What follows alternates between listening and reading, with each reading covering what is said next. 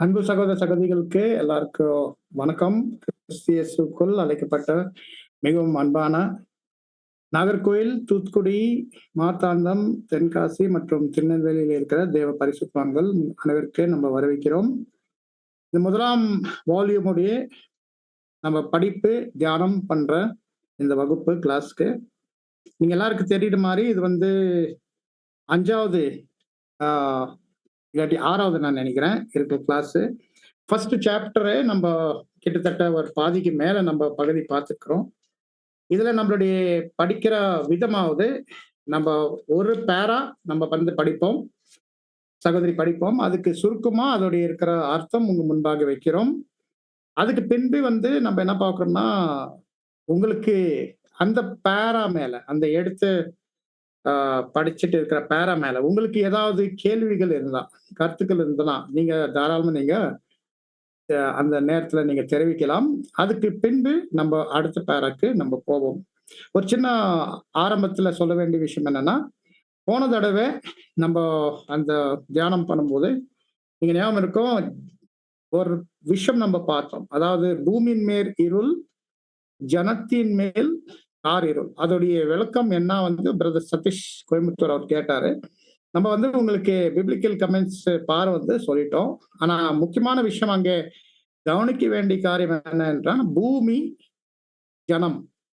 பூமி வந்து நம்ம பார்க்கிறோம் குறிக்குது அந்த 2ஆம் உலகத்துல இருக்கிற நம்ம பார்க்கிறோம் அந்த அரசல் ஏற்பாடு, அதாவது கண்க்கு தெரிகிற மாம்சிக்க அரசாட்சி. அந்த இருக்கிற பூமி மேல எப்படி இப்போ இருள் நிலையில இருக்குது மற்றும் ஜனங்கள் பலவிதமான நிலையில பலவிதமான மதத்துல அவங்க இருள் இருக்குது. அது போன தடவை நம்ம முன்பாக வச்சோம். ஸோ இது விஷயம் வந்து ஆரம்பத்துல ஒரு கருத்து சொல்லி இப்போ நம்ம படிக்கலாம். சிஸ்டர் சிஸ்டர் ராணிதா இன்னைக்கு படிக்கிறாங்களா?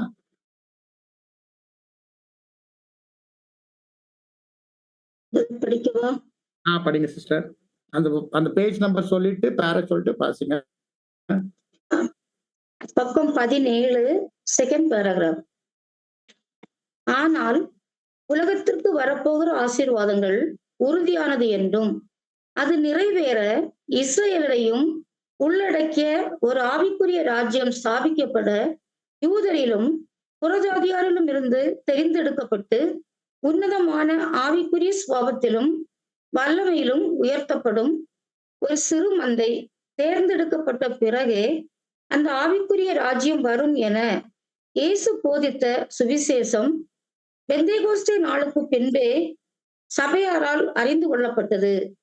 இதையே 2 தீமோத்தேயு அதிகாரம் 1:10 சுவிசேஷத்தினால் இயேசு ஜீவனையும் அழியாமையையும் வெளியரங்கமாக்கினார் என வாசிக்கிறோம்.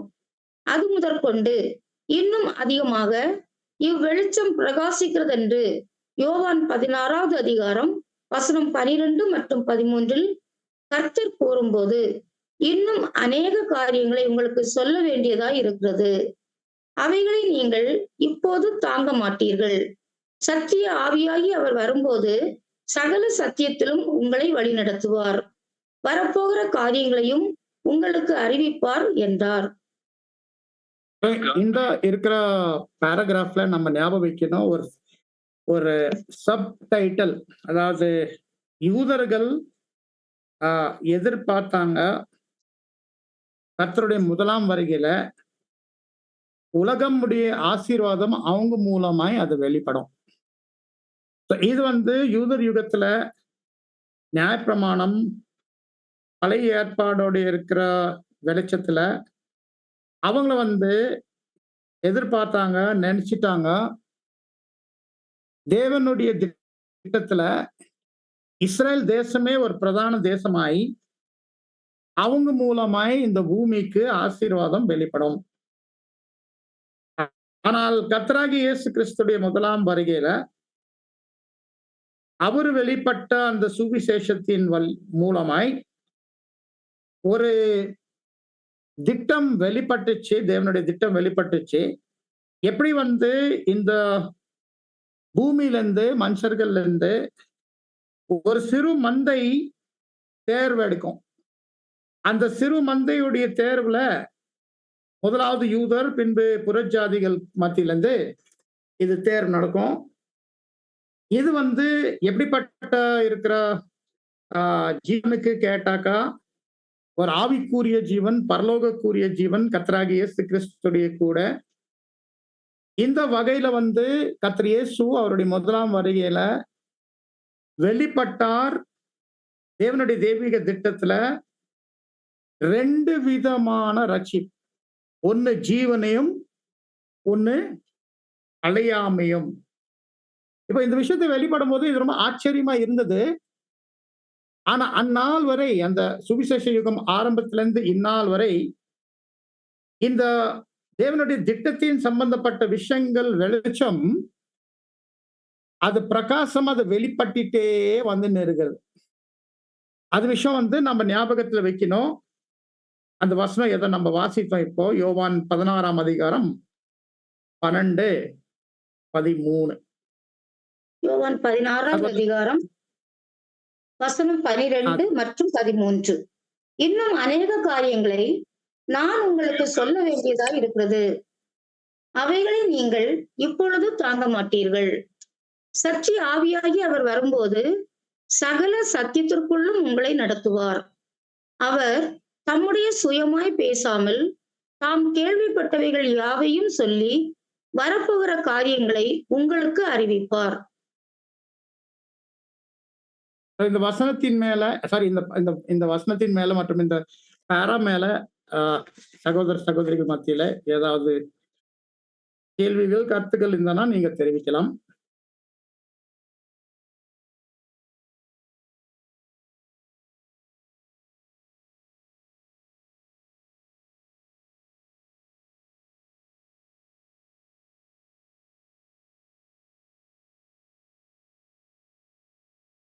விசேஷமா இங்க என்ன நம்ம பார்க்கிறோம்னா, தேவனுடைய திட்டத்தின் விஷயங்கள் கொஞ்சம் கொஞ்சமா கொஞ்சம் கொஞ்சமா படிப்படியா அது வெளிச்சமா வெளிப்பட வந்துச்சு. அதாவது யூதர் யுகம்ல இருந்து சுவிசேஷ யுகம் ஆரம்பிக்கும் போது, அது மட்டும் இல்ல, இந்த சுவிசேஷ யுகம் முழுக்கல கூட நம்ம என்ன பார்க்கணும்னா, அந்த வெளிச்சத்தை அது படிப்படியா படிப்படியா பெருகிட்டே வந்துட்டு இருக்குதுதான் நம்ம பார்க்கணும்.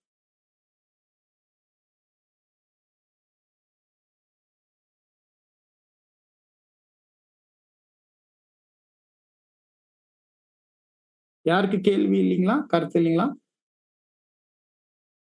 தொடரலாமா? பேசுறேன் பிரதர், தூத்துக்குடி. சொல்லுங்க பிரதர். பிரதர் சுரேஷ் பேசுறேன் பிரதர், தூத்துக்குடி. வணக்கம் பிரதர். வணக்கம் வணக்கம் சுரேஷ். ஒண்ணுல பிரதர், இதுல வந்து கர்த்தர் இயேசு வந்து அந்த யூதரிலும் புறஜாதியிலிருந்து தேர்ந்தெடுக்கப்பட்ட உன்னதத்திலும் வல்லமையிலும் உயர்த்தப்படும் சிறுமந்தை தேர்ந்தெடுக்கப்பட்ட பிறகு அந்த ராஜாமம் என இயேசு போதித்த சுவிசேஷம் அப்படின்னு சொல்லப்பட்டிருக்கல பிரதர். கர்த்தர் இயேசு வந்து நான் காணாமல் போன ஆடாய் அப்படிங்கிற இருக்காங்க. இதுக்கும் அதுக்குள்ள கொஞ்சம் விளக்கங்கள் கொஞ்சம் தெளிவு.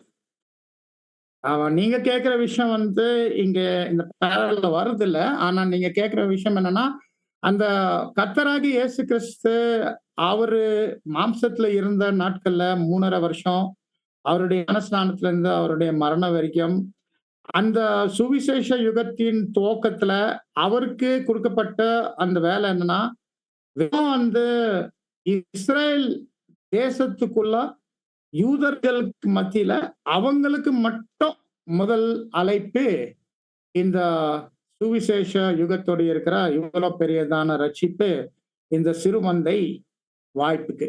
சோ அந்த இஸ்ரேலுடைய காணாமல் போன ஆடுகள் தவிர வேற இடத்துல அவருக்கு போகிறதுக்கு, புறஜாதிகள் மத்தியில போறதுக்கு, இந்த சுவிசேஷம் அங்க அறிவிக்கிறதுக்கு தேவன் அவருக்கு அனுமதி கொடுக்கவே இல்லை. இதுதான் தானியேல் 9ஆம் அதிகாரத்துல சொல்லுது, 1 வாரம் அளவும் ஒரு உடன்படிக்கை அவரே உறுதி பண்ணுவார். அந்த வாரத்தின் பாதி சென்றும் போது அவர் பலியும் காணிக்கையும் ஒழிய பண்ணுவார். அப்ப என்ன அர்த்தம்னா, அவரு மரிக்கும் போது அந்த நிழலான இருக்கிற பாவ நிவாரண பலிகள் அது இனி தேவன் ஏற்றுக்கொள்ள மாட்டார். ஏன்னா நிஜம் ஆரம்பிச்சு. சோ இது வந்து என்ன பார்க்கணும்னா, அந்த முதல் அழைப்பு சுவிசேஷ யுகத்துல யூதர்களுக்கு மட்டும். அது கர்த்தராகிய இயேசு கிறிஸ்துக்கு தான் அந்த அழைப்பு ஊழியம் தேவன் குடுத்தாரு. அந்த காரியத்த தான் நீங்க கேட்கிற கேள்வி நான் நினைக்கிறேன். அந்த இஸ்ரவேலுடைய காணாமல் போன ஆடுகள் தவிர. கரெக்ட்டா இல்லையா? நீங்களே தான் சொல்லணும் சுரேஷ் பிரதர்.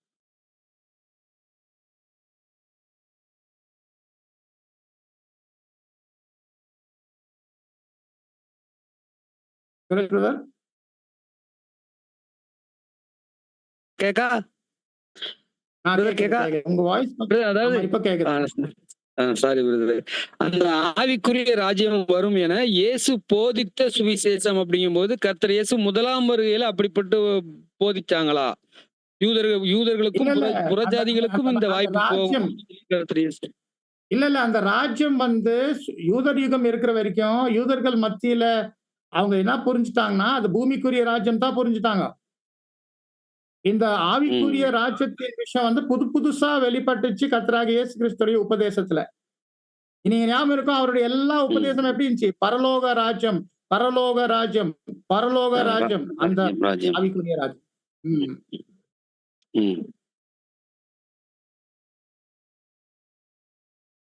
உங்க கேள்விக்கு பதில் வந்துச்சா? கொஞ்சம் டவுட்டா தான் பிரதர் இருக்கு. அதாவது இயேசு போதித்த சுவிசேஷம் அப்படின்னு சொல்லும்போது கர்த்தர் இயேசு வந்து முதலாம் வருகையில அப்படி சுவிசேஷம் போதிச்சிருக்காங்களா அப்படிங்கிறது என்னோட கேள்வி இருக்கு பிரதர். அதாவது கர்த்தர் இயேசு போதித்து ஒட்டுமொத்த வார்த்தைகள்ல இந்த சுவிசேஷம் காணப்பட்டது. எப்படி தெரியுங்களா? நம்ம வந்து கையில பைபிள் இருக்குது. பைபிளுக்குள்ள இருக்குது அந்த சுவிசேஷம். ஆனா அந்த சுவிசேஷம் நம்ம என்ன பண்ணோம்? நம்ம பைபிள் ஆராய்ச்சி பண்ணும்போது தான் அது வெளிப்படுது இல்லைங்களா?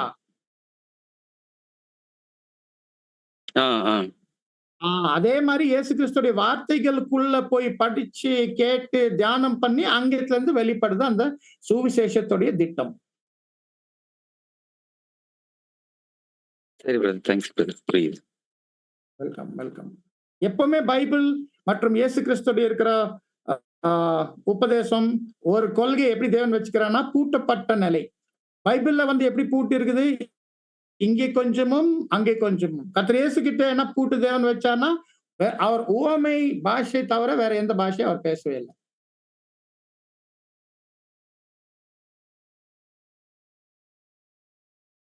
மற்ற சகோதர சகோதரிகளை கிராஸ் கமெண்ட் கூட கொடுக்கலாம். நம்ம பேசுற நானும் சுரேஷ் பேசும்போது கூட மற்ற சகோதர சகோதரி எதை பேசினா தாராளமா பேசலாம், அனுமதி இருக்கு. அடுத்துக்கு போலாமா?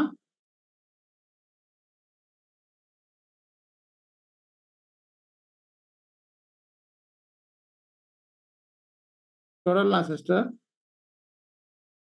இது அடுத்து ஒரு சின்ன தலைப்பு மறுபடியும் வருது. Hope deferred has to many made the heart sick.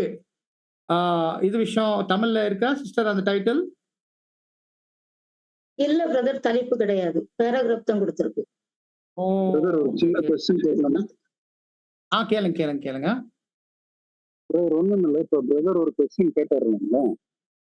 ஆமா. அந்த क्वेश्चनல இப்ப கர்த்தர் வந்து அந்த உபதேசம் பண்ணும்போது ராஜ்யத்தினுடைய அந்த சுவிசேஷம் வந்து இஸ்ரேல் ஜனங்களுக்கு புரிஞ்சுதா? முதல்ல அண்டர்ஸ்டாண்ட் பண்ணாங்க?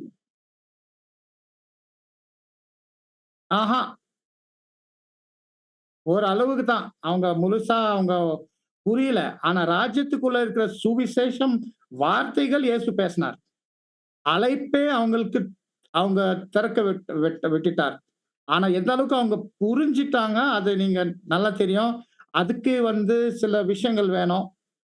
பெண்டிகாஸ்ட் வரணும், பரிசுத்த ஆவி வந்து தேவன் தரணும், பரிசுத்த ஆவி வந்து அந்த ஃபர்ஸ்ட் அந்த ஒரு இருக்கிற மேலறையில 120 பேர் மேல அது வரணும். அப்புறமா ஆரம்பிக்கணும் சுவிசேஷ யுகம். சோ உங்களுடைய கேள்விக்கு இதுதான் விஷயங்கள் ஞாபகம் வைக்கணும். Okay brother. அப்ப அந்த அப்போஸ்தலர்கள் வந்து அந்த புறஜாதியாரின் அதாவது புறஜாதி மனுஷனுக்கு கொர்நேலியுக்கு அந்த வாய்ப்பு வர வரைக்கும் அவங்க வந்து இஸ்ரேல் மத்தியில தான் ஊழியம் பண்ணாங்க. ஆமா. அப்ப அந்த ஊழியம் பண்ணும்போது அப்ப இருந்த ஜனங்களுக்கு வந்து இந்த ஒரு தெய்வீக திட்டம் வந்து அண்டர்ஸ்டாண்ட் பண்ண முடியலன்னு நம்ம எடுத்துக்கலாங்களா? கண்டிப்பா நம்ம அப்படிதான் சொல்லணும். ஓகே. ஆனா சரிங்க. தேவன் யார் யாருக்கு அழைப்பு குடுக்குறாரோ, அவங்கள தான் வந்து ஒரு கேட்கிற காது கேட்கிற மாரி, ஒரு அளவுக்கு புரியிற மாரி, ஒரு அ அளவுக்கு ஏற்றுக்கொள்ற மாரி அவங்களுக்கு தான் அந்த அந்த விஷயம் நடந்துச்சு. Thank you.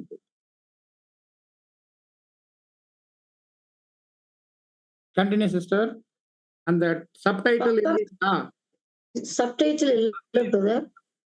அந்த சப்டைட்டில் வருது. Hope deferred has to many made the heart sick. அதாவது நம்பிக்கை வந்து ஏமாற்றமா மாறும்போது இருதயம் சோர்ந்து போகுது. அப்படி இல்ல பிரதர். ஓகே. கன்டின்யூ பேசுங்க. பக்கம் 18 ஃபர்ஸ்ட் பேராகிராஃப். இருந்த போதிலும் அப்போஸ்தலர்கள் மரித்த பின்பு சபையின் மக்களில் அநேகர் வேத விளக்கை தள்ளி தங்களை வழிநடத்த மனித போதகர்களை தங்களுக்கு நியமித்துக் கொண்டபோது அந்த போதகர்கள் தங்களை பெருமையினால் உயர்த்தி தேவனுடைய சபையில் தங்களுக்கு பதவிகளையும் பட்டங்களையும் சூட்டிக் கொண்டதோடு கூட சபையை ஆளுகை செய்ய தொடங்கினர்.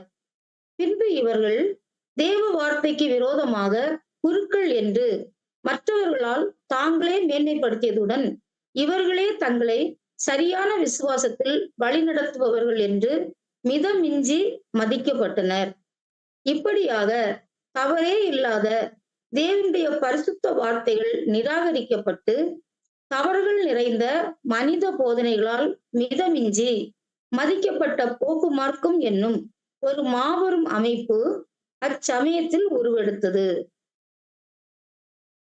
இந்த இந்த பேராகிராஃப் வந்து நம்ம பார்க்கும்போது சகோதரர் வந்து இப்போ எழுதுறாரு எப்படி சுவிசேஷ யுகம் ஆரம்பிச்சு.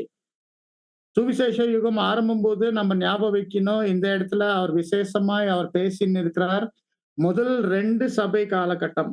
எபேசு சபை காலகட்டத்துல வந்து அப்போஸ்தலர்கள் உயிரோடு இருந்தாங்க. விசேஷமாய் இந்த சம்பவம் எங்கே வந்து தேவனுடைய வசனத்தை தனிப்பட்ட வகையில அது படிக்கிறதுக்கு, தியானம் கொடுக்கறதுக்கு எப்போ அவங்க விட்டு ஆரம்பிக்கிறாங்கன்னா, இது 2ஆம் சபை காலகட்டத்துல. 2ஆம் சபை காலகட்டத்துல என்ன பார்க்கிறோம்னா, அப்போஸ்தலர்கள் எல்லாரும் மரித்து போன பின்பு, நித்திரை அடைந்த பின்பு, சத்ரு வந்து அவருடைய வேலைய ஆரம்பிக்கிறார். அவருடைய வேலை ஆரம்பிக்கும்போது என்ன பார்க்கிறோம்னா, மிக சீக்கிரம் நம்ம பார்க்கிறோம் வேதத்தோடைய இருக்கிற தனிப்பட்ட தியானம், ஆராய்ச்சிய விட்டுட்டு, மனுஷர்களுடைய இருக்கிற போதனைக்கு முக்கியத்துவம் கொடுக்க ஆரம்பிட்டாங்க. இது மூலமாய் உண்டாக்கப்பட்டாங்க அநேக போதகர். அந்த போதகர் பேசுற வார்த்தைகள், பேசுற போதனைகள் அதுக்கு தான் வந்து ஜனங்கள் முக்கியத்துவம் கொடுத்து, ஜனங்கள் தனிப்பட்ட வகையில அவங்க வேதம் எடுத்து அத படிச்சுட்டு, அதுல வந்து அது மூலமாய் அவங்களுக்கு வந்து வெளிச்சம் கிடைக்குது. அந்த விதமே விட்டுட்டாங்க. இதுதான் வழி தொறந்துச்சு. அந்த பெரிய அமைப்பு, போப்பு அமைப்பு, அந்தி கிறிஸ்து உருவாக்குறதுக்கு 3ஆம் சபை காலகட்டத்துல பெர்கமும்ல. இந்த இந்த விஷயங்கள் ஏதோ இங்க பிரதர் ரசல் பேசியிருக்கிறாரு. இது நீங்க இன்னும் கொஞ்சம் விவரம் வேதத்துல எங்க கிடைக்குது பார்த்தோம்னா, 2 இடத்துல நான் சொல்லி காமிக்கிறேன். கர்த்தர் சொன்ன சபை சரித்திரம் மத்தேயு 13ஆம் அதிகாரத்துல, அங்கே வசனங்கள் 24ல இருந்து 27ல நம்ம வாசிக்கலாம்.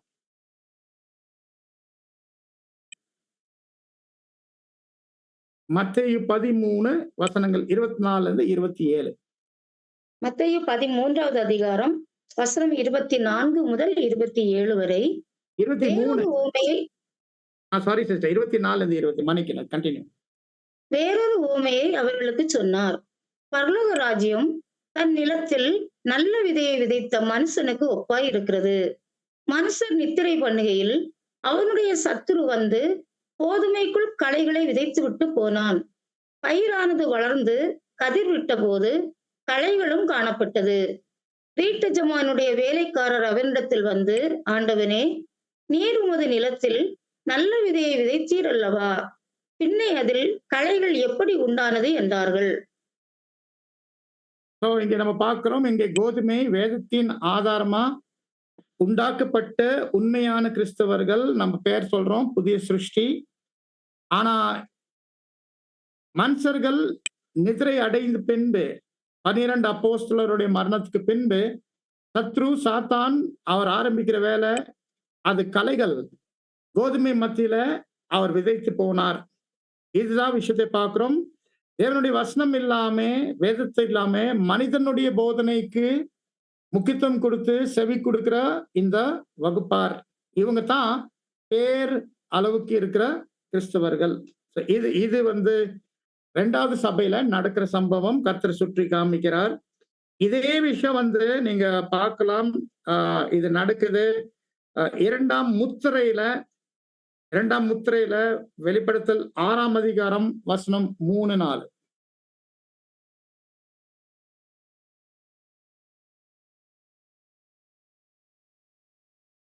வெளிப்படுத்தல் 6வது அதிகாரம் வசனம் 3 மற்றும் 4. அவர் 2ஆம் முத்திரையை உடைத்த போது 2ஆம் ஜீவனானது நீ வந்து பார் என்று சொல்ல கேட்டேன். அப்பொழுது சிவப்பான வேறொரு குதிரை புறப்பட்டது. அதன் மேல் ஏறி இருந்தவனுக்கு பூமியில் உள்ளவர்கள் ஒருவரை ஒருவர் கொலை செய்யத்தக்கதாக சமாதானத்தை பூமியிலிருந்து எடுத்து போடும்படியான அதிகாரம் கொடுக்கப்பட்டது. ஒரு பெரிய பட்டயமும் அவனுக்கு கொடுக்கப்பட்டது. இந்த 2ஆம் இருக்கிற முத்திரையில பார்க்கிறோம், அந்த குதிரையோடைய இருக்கிற நிறம் அது சிவப்பு. அது வேற ஒரு குதிரை. 1ஆம் முத்திரையோடைய இருக்கிற வெள்ளை குதிரை இல்ல. இது விஷயம் காமிக்குது எப்படி 2ஆம் சபை காலகட்டத்துல 2ஆம் மற்றும் 3ஆம் நூற்றாண்டுல சகோதரர் ரசல் இங்க எழுதுற விஷயங்கள் இது சம்பவிக்கிறது. உலகத்தோடு இருக்கிற போதனைகள், ரோமுடைய இருக்கிற போதனைகள், சிவப்பு குதிரை, அந்த உபதேசங்கள் அதிகமா சபைக்குள்ள மத்தியில வந்தது. இதுதான் அந்த கலைகளோடு இருக்கிற நம்பிக்கை. இது விஷயத்தை வந்து அவர் எடுத்து பேசுகிறார். இதெல்லாம் வந்து வழி தொறுக்குது. ஒரு பெரிய என்ன சொல்லலாம், அருவருப்பமான அமைப்பு, போப் அமைப்பு உருவாக்குறதுக்கு அது நடக்கும் 3ஆம் சபை காலகட்டம் 4ஆம் நூற்றாண்டுல இருந்து. இப்போ சகோதர சகோதரிகள் உங்களுடைய கேள்விகள்.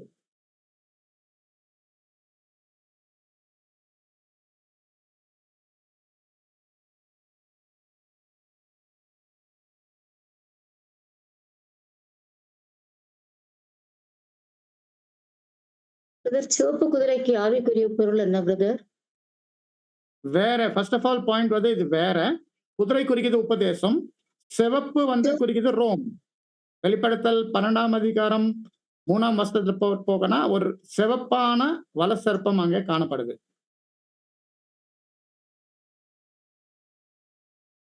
வெளிப்படுத்தல் 12:3 ஒரு சிவப்பான வலசர்ப்பம் அங்கே காணப்படுது. அது குறிக்குது ரோம் உடைய இருக்கிற அரசாட்சி.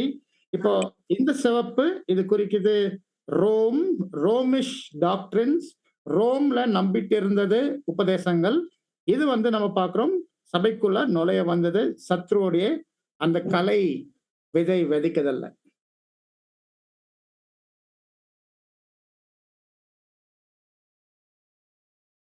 இதுதான் சகோதரர் ரசல் சொல்றாரு. பைபிளுடைய தனிப்பட்ட தியானம், படிப்பு, ஆராய்ச்சி விட்டுட்டு மனுஷர்களுடைய போதனைக்கு அவங்க முக்கியத்துவம் கொடுக்க ஆரம்பிட்டாங்க.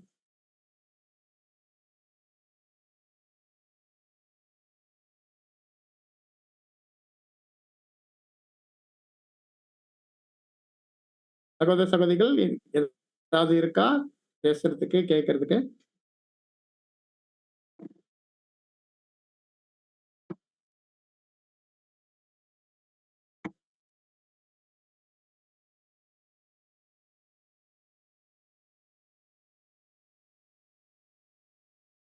தொடரலாமா?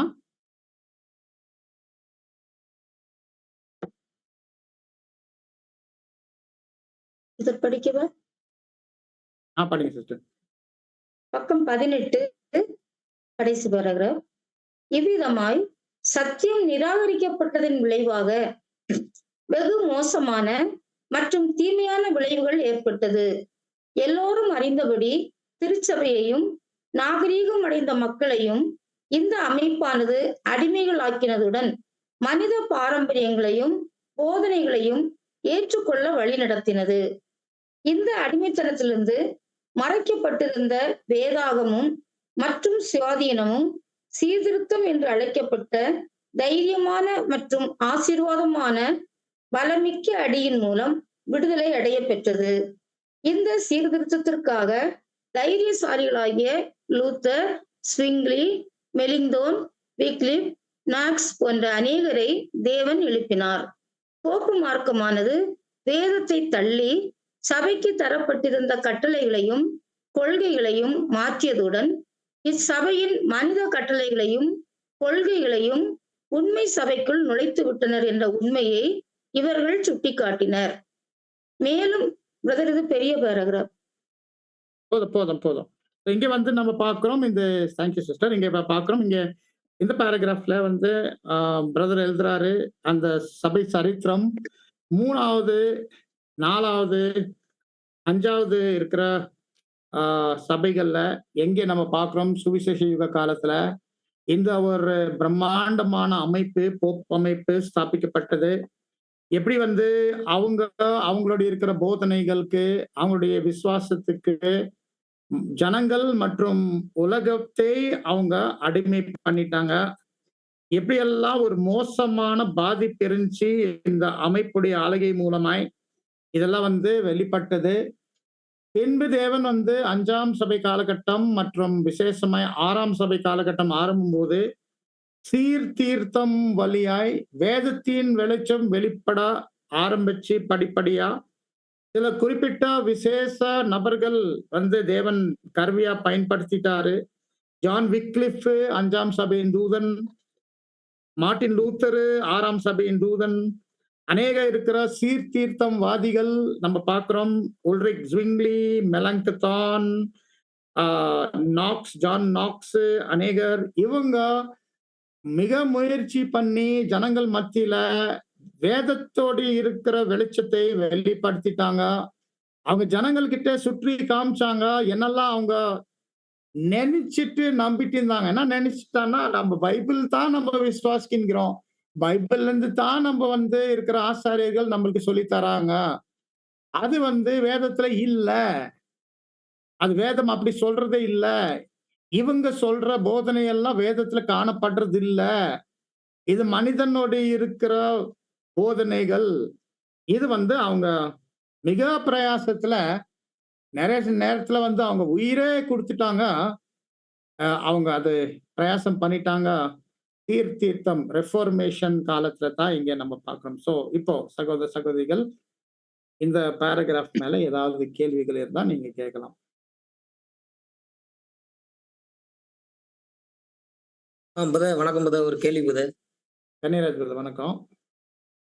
பிரதர், அதுல நீங்க அந்த நாலாம் கட்ட தூதர் 5வது 6வது பார்க்கும் பொழுது இப்போ ரசல் பிரதர் 7ஆம் தூதர் மாதிரி அவங்களுக்கு வெளிச்சம் ஏன் கிடைக்கல பிரதர்?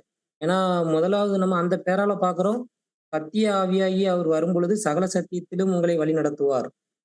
அந்த அந்த நிமித்தம் இவங்களுக்கு அந்த வெளிச்சம் ஏன் கிடைக்கல? நல்ல கேள்வி. சரிங்க. இது கேள்வி எல்லாரும் கேட்டீங்க.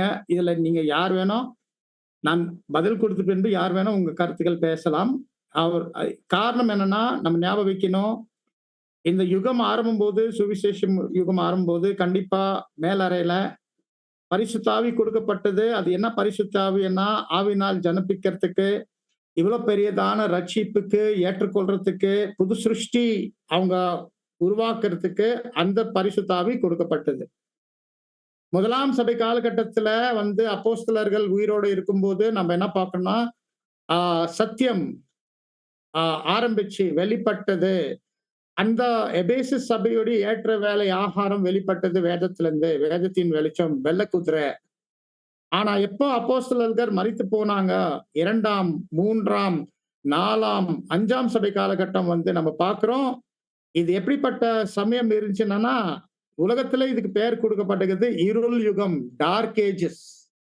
இதுல வந்து நம்ம பார்க்கிறோம் முதலாவது கலைகளுடைய விதத்துல இருந்து ஆரம்பி பின்பு அந்த அருவருப்புமான இருக்கிற போப் அமைப்பு உருவாக்கப்பட்டு அவங்களுடைய ஆளுகை வெளிப்பட்டு எல்லா விதமான சத்தியம், வேதத்தின் வெளிச்சம், வேதத்தின் ஊழியக்காரங்கள் மேல உபத்திரம் கொண்டு வந்து அவங்க போராடிட்டு இருந்தாங்க.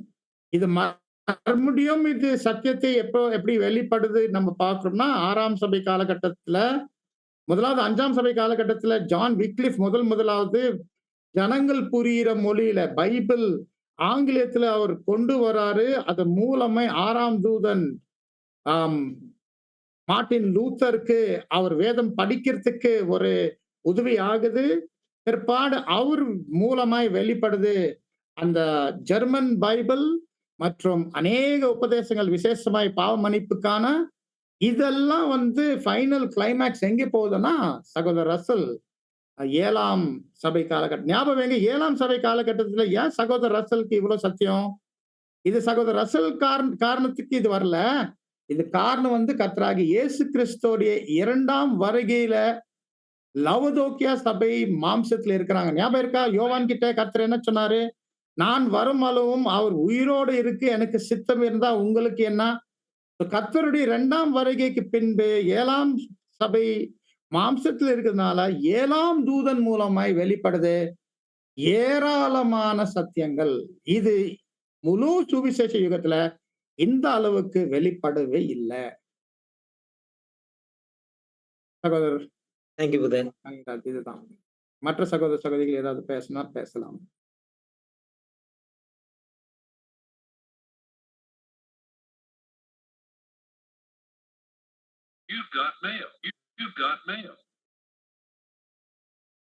தொடரலாமா?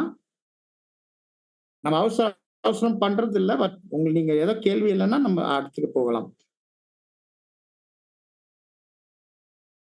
ஏதாவது கருத்து நீங்க சொன்னா கூட நீங்க சொல்லலாம். ஏதோ விஷயம் நீங்க புரியல கூட நீங்க கேட்கலாம்.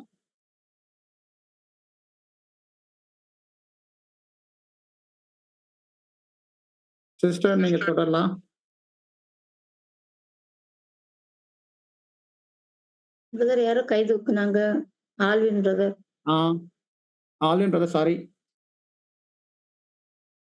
பிரதர் இதுல கனிராஜ் பிரதர் கேட்ட விஷயத்துல நம்மளுடைய புரிதல் என்னன்னா, ஒரு வசனம் இருக்குல்ல பிரதர், நீதிமான்களுடைய பாதை நடுப்பகல் வரைக்கும் அதிகமாய் பிரகாசிக்கிற சூரிய பிரகாசம் போல இருக்கும். அந்த நடுப்பகல் வந்து அது இன்னுமே வரல, அது ஃபியூச்சர்ல தான் வரும். அது வரைக்கும் படிப்படியா தான் அந்த வெளிச்சம் வந்து பிரகாசிக்கும்னு புரிஞ்சுக்கிறோம் பிரதர். நீங்க சொன்ன பதில் தான் கூடுதலா எக்ஸ்ட்ரா பாயிண்ட் பிரதர்.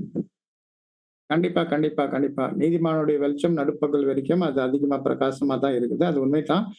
பிரதர் கேட்டார் கேள்விக்கு இது கூட ஒரு இன்னொரு வசனம். ஆமா. Thank you brother.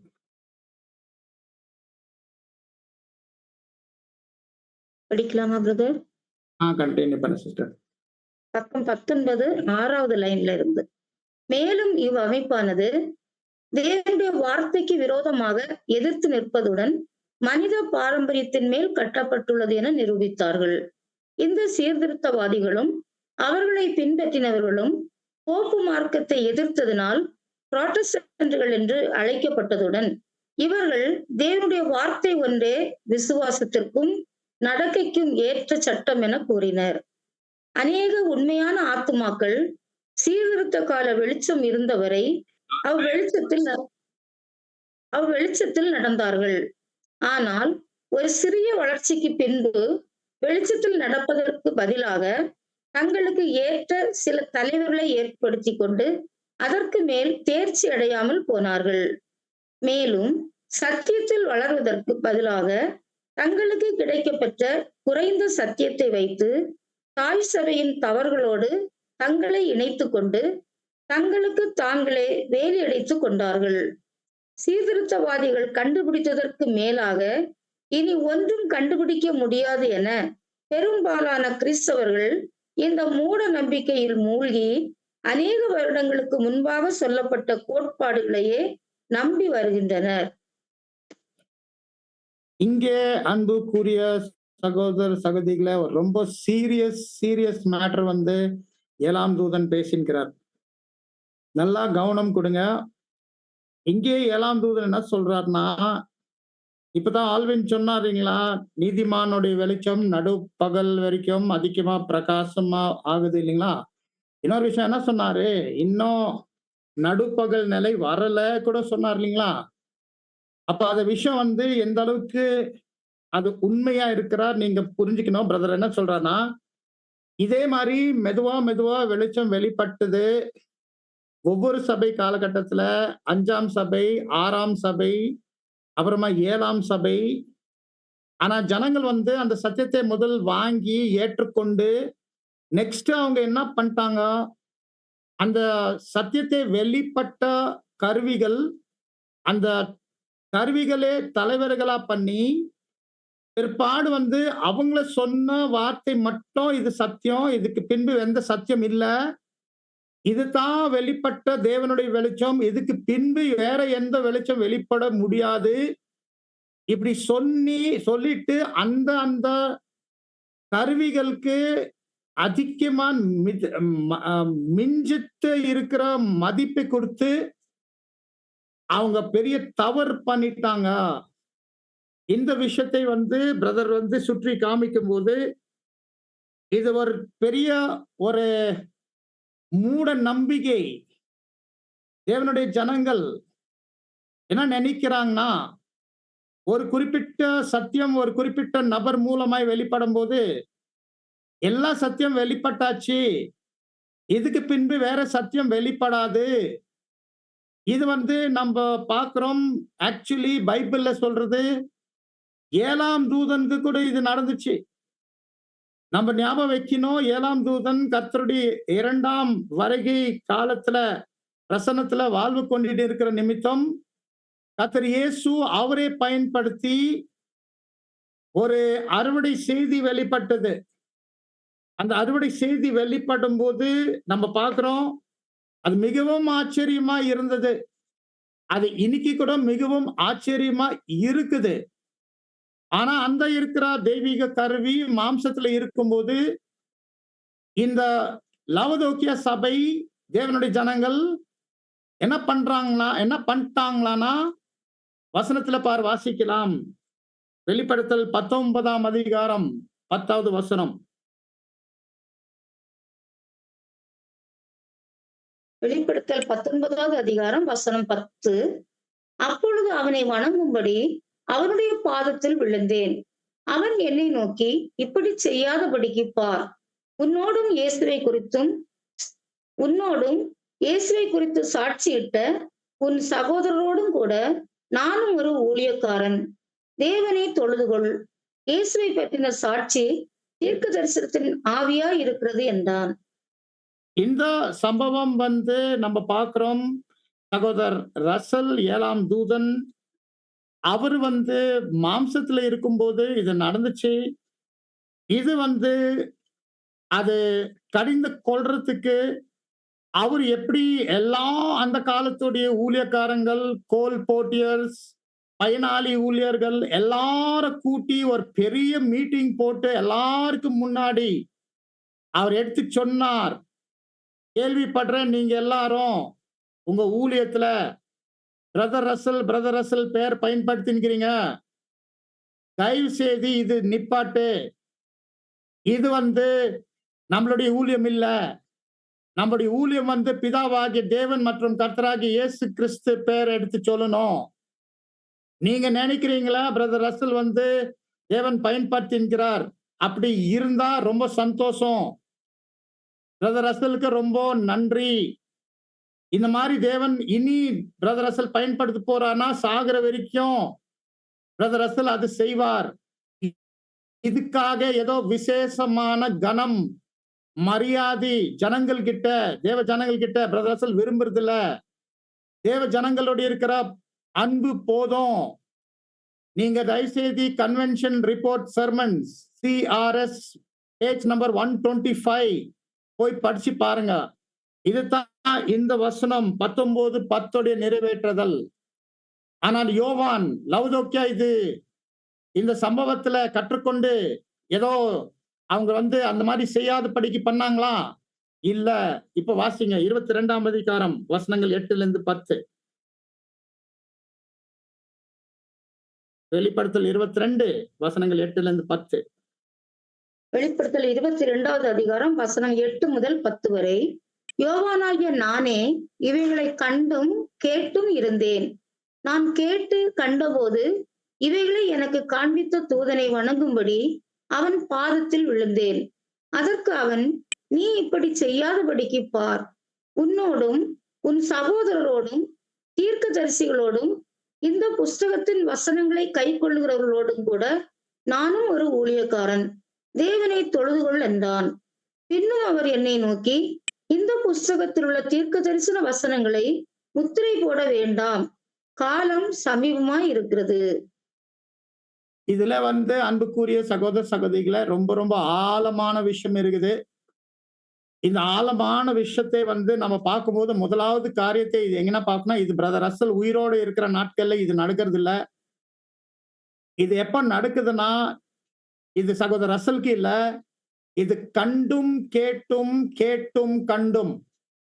இது சகோதர ரசலுக்கு இல்ல, இது வணங்குதல் நடக்குது. நம்ம பார்க்கிறோம் சகோதர ரசலுடைய ஏதோது ஒரு விஷயம் ஏதோ சகோதர ரசல் காமிக்கிறார், அது கேட்கிறோம், அது கேட்டுட்டு மனக்கண்ல பார்க்கிறோம். அது என்ன குறிக்குது? சகோதர ரசல் மூலமாய் வெளிப்பட்ட சத்தியம் அவருடைய எழுத்துக்கள் வழியாய். இந்த எழுத்துக்களுக்கு வணங்குறதுக்கு இந்த விஷயத்தை நடக்குது. நம்ம பார்க்கிறோம், இந்த வசனம் காமிக்குது. இதன் மேல நம்ம இன்னைக்கு அதிகமான கருத்துக்கள் பேச மாட்டோம், வேற சுற்றி காமிச்சுக்கிறோம் அந்த வசனம். இங்கே பிரதர் ரசல் என்ன சொல்லியிருக்கிறார்னா, சத்தியம் வெளிப்படும் போது சத்தியம் நம்ம வாங்கணும், அது நம்ம ஏற்றுக்கொள்ளணும். ஆனா நம்ம என்ன முடிவுக்கு போக கூடாதுன்னா, இனி எந்த சத்தியம் இப்போ வெளிப்படாது, இந்த சத்தியம் இந்த நபர் அல்லது அந்த நபர் மூலமாய் தான் எல்லாமே ஆயிடுச்சு, எல்லாம் முடிஞ்சு. இது ஒரு எப்படி சொல்லணும்னா பிரதர் ரசல் சொல்றேன்னா, இது ஒரு சூப்பர்ஸ்டிஷியஸ் ரெவரன்ஸ், ஒரு மூட நம்பிக்கையான இருக்கிற வணங்குதல். இந்த மூட நம்பிக்கையான வணங்குதலுக்கு ஜாகிரதையா இருக்கணும். இதுதான் இந்த பேராகிராஃப் பத்தி சகோதர சகோதரிகள் நீங்க பேசலாம்.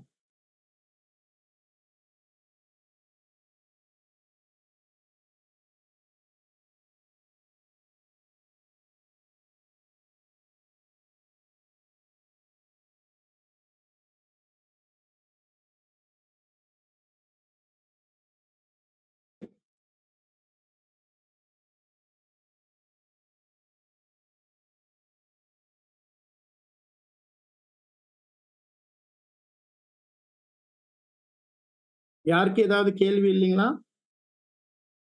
இந்த பேரா மேல? இந்த வணங்குறது குறித்து சொன்னீங்களா பிரதர்? இது ஒரு சின்ன தெளிவு கொடுக்கலாம் பிரதர். வணங்குறது அந்த ரைட்டிங் மாத்திரம் படிச்சா போதுமா? வேதாகமம் அளவுக்கு மேல ஒரு எப்படி சொல்லனா, வணங்குதல் எப்படி பண்ணுவோம்? வணங்குதல் நம்ம பண்ணுவோம் தேவனுக்கு தான் நம்ம வணங்குதல் பண்ணோம் இல்லைங்களா? சோ நம்ம தேவனுக்கு ஏன் நம்ம வணங்குதல் பண்றோம்னா, அவருக்கு அது ஏற்ற விஷயம் இருக்குது, அவருக்கு நம்ம அதை செய்ய வேண்டி இருக்குது. சோ அதுல நம்ம ரொம்ப பயபக்தியில தேவனுக்கு நம்ம அந்த வணங்குதல் கொடுக்கிறோம், அந்த மதிப்பு கொடுக்கிறோம். அது வணங்குதலுடைய அர்த்தம். நம்ம இப்படி எடுத்துக்கலாமா? வேதாகமத்தை தள்ளிட்டு ரைட்டிங் மட்டும் எடுத்துக்கிற மாதிரி. எஸ், அதாவது இந்த வணங்குதலுடைய விஷயத்துல நம்ம பார்க்கும்போது பைபிள் தேவனுடைய வாக்கு விட்டுட்டு, அது படிக்காம விட்டுட்டு, அதுக்கு முக்கியத்துவம் கொடுக்க விட்டுட்டு, பிரதர் ரசலுடைய இருக்கிற எழுத்துக்கள் அந்த வேதத்துக்கு சமமா அளவுக்கு வைக்கிறது. ஓகேங்க, தேங்க்யூ.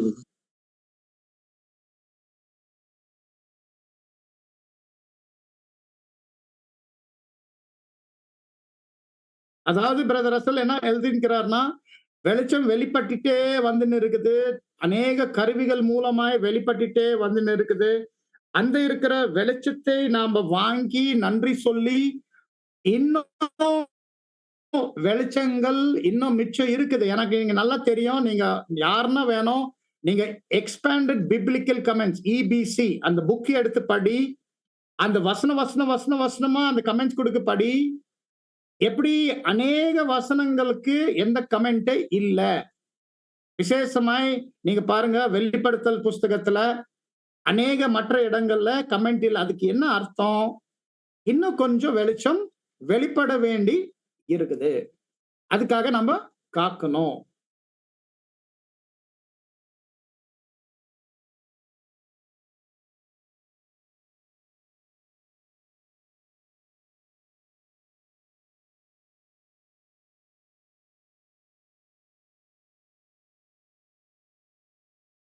சகோதர சகோதரிகளுக்கு வேற கேள்வி இல்லைன்னா நம்ம கண்டினியூ பண்ணலாமா?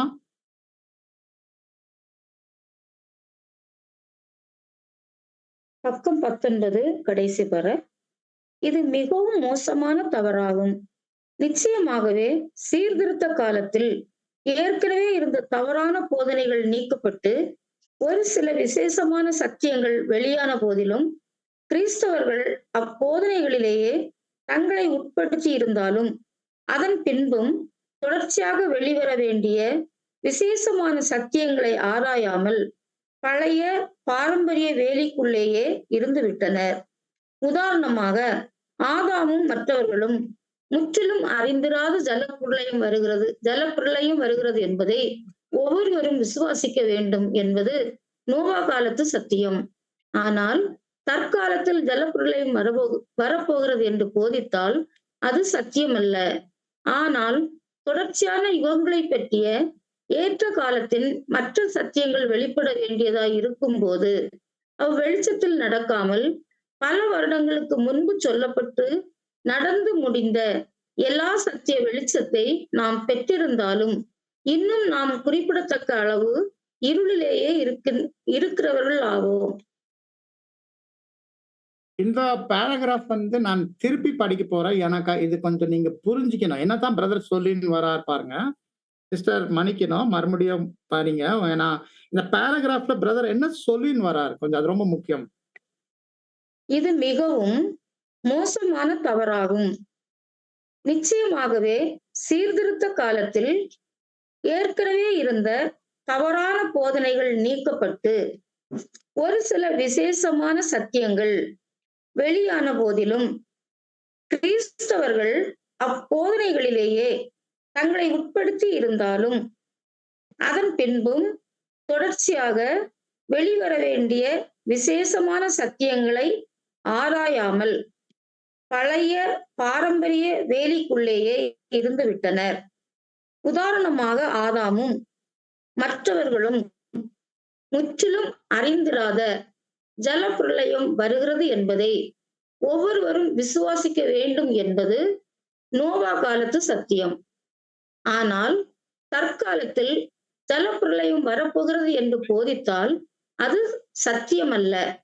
ஆனால் தொடர்ச்சியான யுகங்களை பற்றிய ஏற்ற காலத்தின் மற்ற சத்தியங்கள் வெளிப்பட வேண்டியதாய் இருக்கும் போது அவ்வெளிச்சத்தில் நடக்காமல் பல வருடங்களுக்கு முன்பு சொல்லப்பட்டு நடந்து முடிந்த எல்லா சத்திய வெளிச்சத்தை நாம் பெற்றிருந்தாலும் இன்னும் நாம் குறிப்பிடத்தக்க அளவு இருளிலேயே இருக்கிறவர்கள் ஆவோம். புரிஞ்சுட்டீங்களா அன்புக்குரிய சகோதர சகோதரிகளை? இங்க சகோதரர் என்ன எழுதின்னு வராருன்னா, சத்தியத்தை நாம பார்க்கும்போது தேவன் அது படிப்படியா அநேக கருவிகள் தூதர்கள் மூலமாய் வெளிப்படுறார். ஆனா நம்ம நடுப்பகல் வரைக்கும் அந்த பூர்ண வெளிச்சம்காக எப்போதுமே ஆயத்தமா இருக்கணும், தேடிட்டே இருக்கணும்.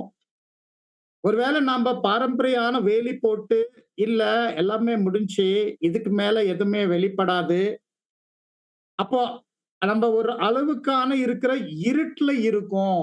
அது பிரதர் எழுதுறார். இந்த காரியத்தை நம்ம பார்க்கும்போது நம்ம என்ன பார்க்கணும்னா, ஒவ்வொரு காலத்துக்கு ஒரு சத்தியம் இருக்கு. எப்படி நோவாவின் காலத்துல ஒரு மிகப்பெரிய சத்தியம் வரப்போற ஜலப்பிரளயம்.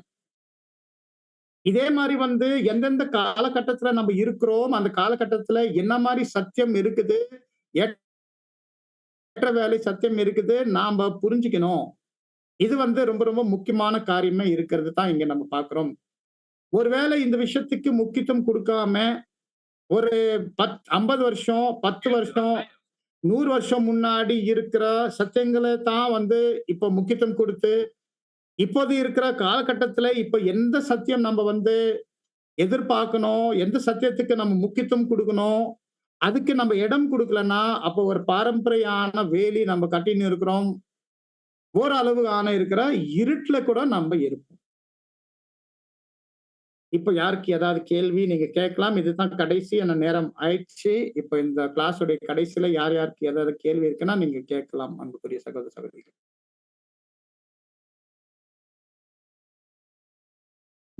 வணக்கம் பிரதர். வணக்கம். ஆதாமும் மற்றவர்களும் முற்றிலும் அறிந்திராத ஜலப்பிரளயம் வருகிறது என்பதை ஒவ்வொருவரும் விசுவாசிக்க வேண்டும் என்பது நோவா காலத்து சத்தியம். அதாவது ஆதாமுக்கும் நோவாக்கும் என்ன வித்தியாசம் பிரதர் சத்தியத்துல? 1500 வருஷமுடைய வித்தியாசம் இருந்துச்சு சிஸ்டர். நோவா காலத்துல நடந்த ஜலப்பிரளயம் 1656 வருஷத்துல நடக்குது. நோவாக்கு அது சத்தியம். நோவா வந்து அங்கே உயிரோடு இருந்தாரு. ஆதாம் உயிரோடு இருந்த காலகட்டம் நம்ம பார்த்தோம்னா அது 930 வருஷங்கள். 930 வருஷம் அவர் சாகும்போது நோவா இன்னும் பிறக்கவே இல்லை. அந்த இருக்கிற சம்பவங்கள் ஏதோ வந்து தேவன் வந்து ஜலப்பிரளயம் கொண்டு வர போறாரு, தேவன் நோவா கிட்ட பேசுறார், அதெல்லாம் சம்பவிக்கவே இல்லை. அந்த விஷயத்தை வந்து கண்டிப்பா ஆதாமுடைய காலத்துல அது ஒரு சத்தியமே கிடையாது.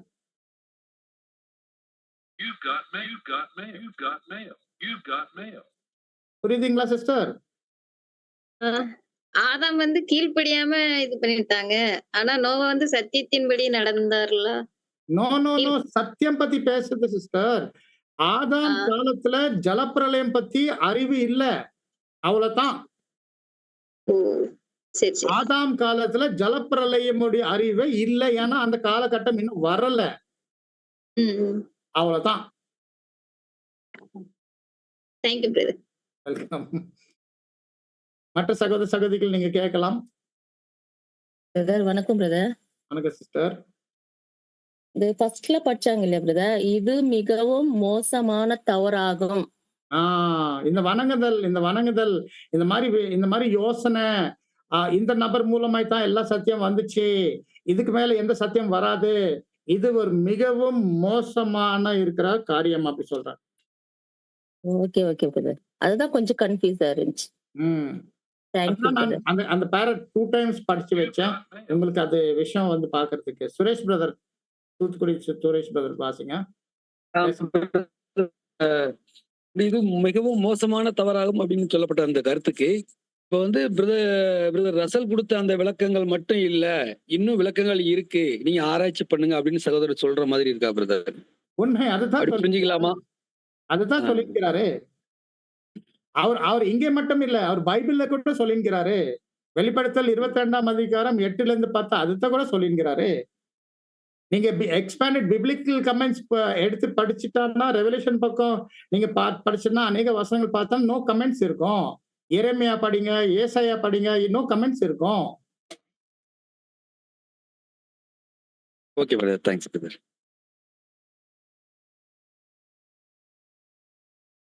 இது சொல்லும்போது சகோதர ரசூலுடைய பிரம்மாண்டமான ஊழியம்க்கு எந்த விதத்துல குறையறது இல்ல. சகோதர ரசூலுடைய பிரம்மாண்டமான ஊழியம் வந்து மிகவும் நன்றி, மிகவும் கனம் கொடுக்கிறோம். பட் இந்த மாதிரி சொல்றது ஏதோ பிரதர் ரசூல் கூட சொல்லவே இல்லை, நான் தான் எல்லாம் சத்தியம் வெளிப்பட்டு இருக்கிறோம் லவதோக்கியாக்கு, அவரே சொல்லவே இல்லை. அவருடைய சாகும்போது கடைசி பேச்சு என்ன தெரியுங்களா? நீங்க ரீப்ரண்ட் 6002ல பாருங்க. அவர் சாகும்போது அவருடைய கூட இருந்த சகோதரர் பேர் வந்து மென்டா ஸ்டர்ஜன். வந்து அவர்கிட்ட ஒரு கேள்வி கேட்டாரு கடைசியில் அவர் பேசுற பேச்சு மாம்சத்துல. சகோதரர், அந்த 7ஆம் வால்யூம்க்கு என்ன ஆகும்? ரசல் எப்பவுமே பேசுவார், ஒரு 7வது வால்யூம் வருது, 7வது வால்யூம் வருது.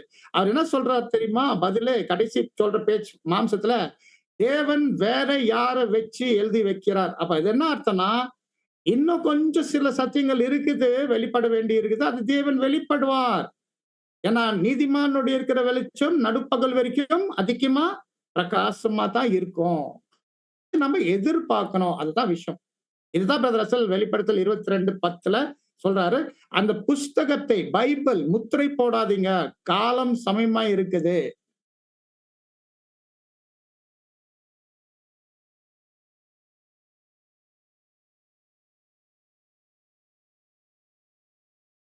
சகோதர சகோதரிகள், லாஸ்ட் கமெண்ட்ஸ், கடைசி கேள்விகள். இது கண்டினியூ பண்ணுவோம் அடுத்த வாரம்.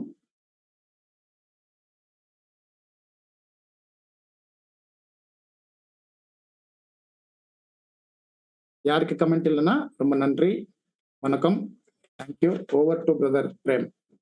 நன்றி.